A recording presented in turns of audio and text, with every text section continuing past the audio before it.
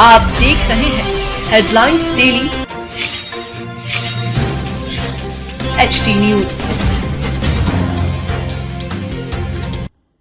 भारत के कपास क्षेत्र को जलवायु संकट से बचाने और खेती को पुनर्योजी कृषि की दिशा में आगे बढ़ाने के उद्देश्य से इंदौर में एक महत्वपूर्ण राष्ट्रीय सम्मेलन आयोजित किया गया। भविष्य की बुआई region agri fast track cotton पहल थीम पर हुए इस सम्मेलन में देश विदेश के कृषि विशेषज्ञ, प्रमुख ब्रांड, औद्योगिक प्रतिनिधि, प्रमाणन संस्थान, सामाजिक संगठन और किसान समूह बड़ी संख्या में शामिल हुए।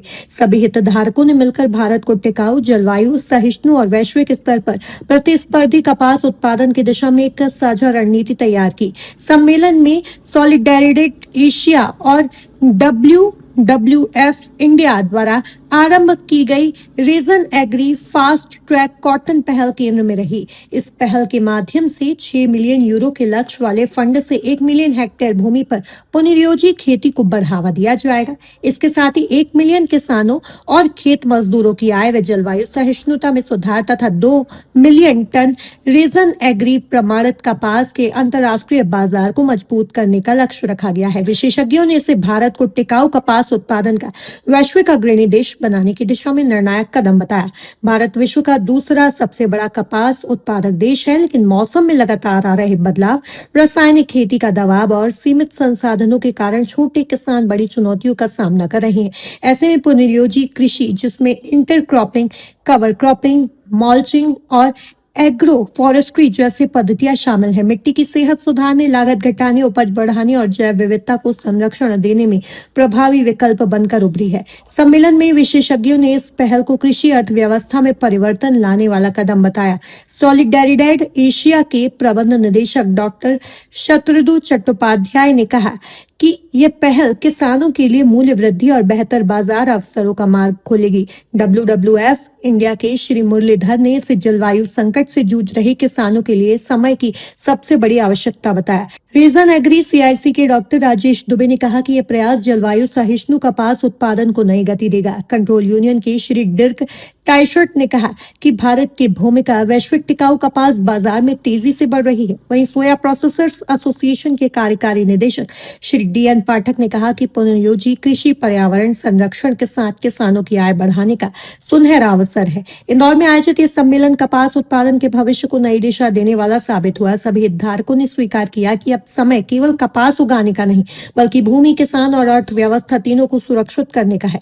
Reason agri fast track cotton पहल आने वाले वर्षों में भारत को जलवायु सुरक्षित और टिकाऊ कपास उत्पादन का वैश्विक नेतृत्व प्रदान करने की क्षमता रखता है। यहाँ पर एक कॉन्फ्रेंस रखी गई है, तमाम वैज्ञानिकों के साथ में ही यहाँ पर कृषक भी उपस्थित है। क्या कहना चाहिए?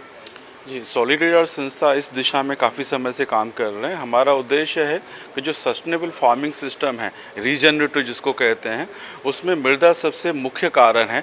उसकी सही तरह से देखभाल हो, कम केमिकल का उपयोग हो। इस दिशा में ये हम लोगों ने यहाँ पे ये इवेंट किया हुआ है, जिसमें कि सभी तरह के किसान हैं, साथ ही जो संस्थाएँ काम कर रही हैं इस दिशा में, गवर्नमेंट की एजेंसीज हैं, साथ ही जो अलग अलग कंपनियाँ हैं।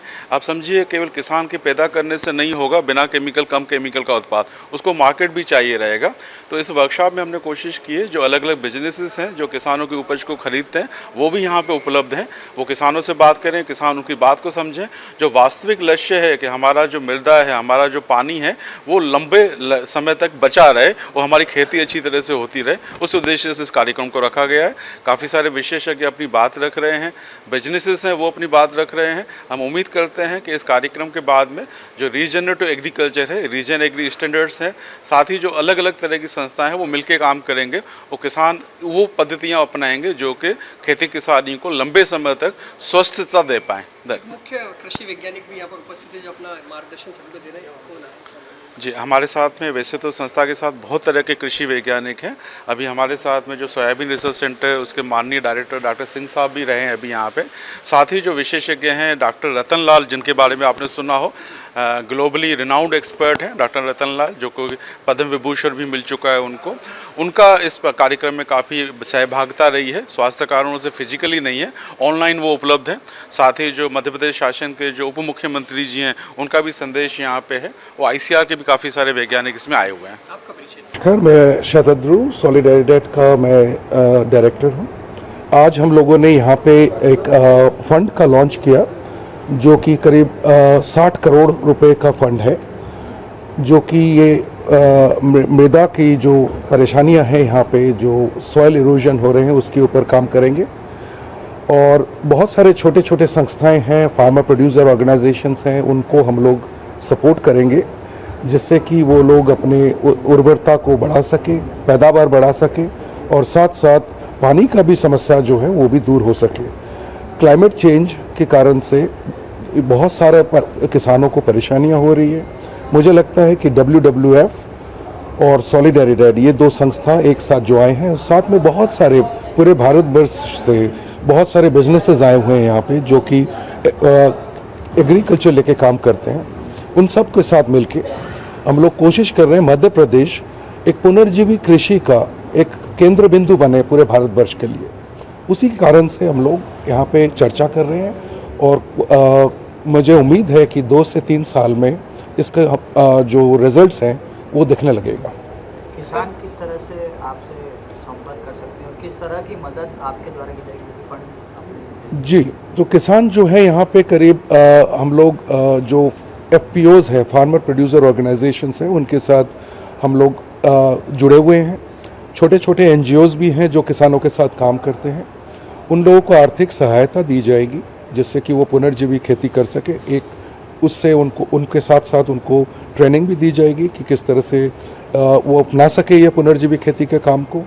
दूसरी बात ये है कि जो जितने बिजनेसेस हैं, ये सब करने के बाद, ये जो कार्यविधि है ये पूरे करने के बाद, उनकी समस्या ये होती है कि वो कैसे बेच सके अपने प्रोडक्ट को। तो हम लोग कोशिश करेंगे कि उनको उस तरह से जो बिजनेसेस हैं उनके साथ जोड़ सके, और जोड़ के उनको एक सप्लाई चेन तैयार किया जा सके। तो ये दोनों चीज़ों पे हम लोग किसानों के साथ काम करेंगे। ऑलरेडी हमारे यहाँ पे करीब 10 लाख किसानों के साथ हम लोग मध्य प्रदेश में जुड़े हुए हैं, और इसको हम लोग ले जाना चाहते हैं 20 लाख किसानों तक छोटे समय में, 2 से 3 साल में। सर जलवायु परिवर्तन हो चुकी है, आप देख रहे हैं मौसम बदल गया है, बारिश में गर्मी बढ़ती है, गर्मी में बरसात होती है, तो इसका असर कैसा पड़ता है? जी, इसी कारण से हम लोगों ने पहला चीज़ ये है कि हमें सब पहले क्या होता था, किसान कहते थे कि इस महीने पे बारिश होगी, इस महीने पे सर्दी होगी, उसी हिसाब से हम लोग अपना काम करेंगे। लेकिन अब सब परिवर्तित हो रहा है। गर्मी में बारिश हो रही है, बारिश के समय ठंड हो जा रही है, जिसके चलते बहुत सारे नए नए कीटाणु का आविर्भाव हो रहा है।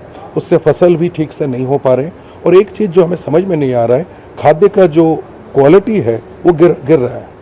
पहले हम लोग जो जिस तरह के क्वालिटी का खाद्य मिलता था वो अभी नहीं मिल रहा है प्रोडक्ट। तो इसके चलते हम लोगों ने हमारे को समय के साथ चलना होगा, इसलिए चारों ओर हम लोगों ने सैटेलाइट मॉनिटरिंग की बंदोबस्त करी है।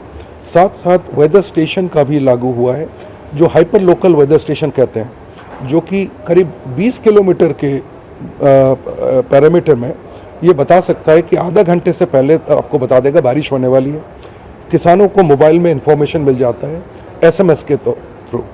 किसान फ़ोन भी कर सकते हैं, जो अगर उनको SMS नहीं मिला तो फ़ोन करके भी पता कर सकते हैं कि कब बारिश होगी, कौन से कीड़े आ रहे हैं यहाँ पे, किस तरह का परिवर्तन आ रहा है, कब बुनाई करना है, कब कटाई करना है, सब चीज़ें जो कि हम लोग यहाँ के जो विशेष कृषि के जो एक्सपर्ट्स हैं उनके साथ मिलके ये इन्फॉर्मेशन उनको दे रहे हैं।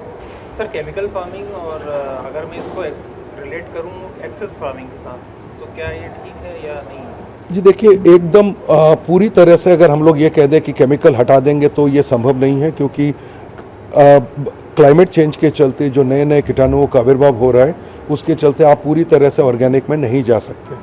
अगर आप ऑर्गेनिक में जाएंगे तो श्रीलंका का एग्जाम्पल हमारे सामने है, पूरा उनका कृषि एकदम बैठ गया उसके चलते। एक स्टेप बाय स्टेप अप्रोच की बात कर रहे हैं। जो पुनर्जीवी खेती है वो एक बीच वाला रास्ता निकाल के लाता है, जिसमें ये कहते हैं कि आप साइंटिफिक तरीके से कम करें केमिकल प्रोडक्शन जो उपयोगिता, लेकिन साथ साथ ये भी देखें कि जो कीटाणु है उनको नाश करने का भी बंदोबस्त हो।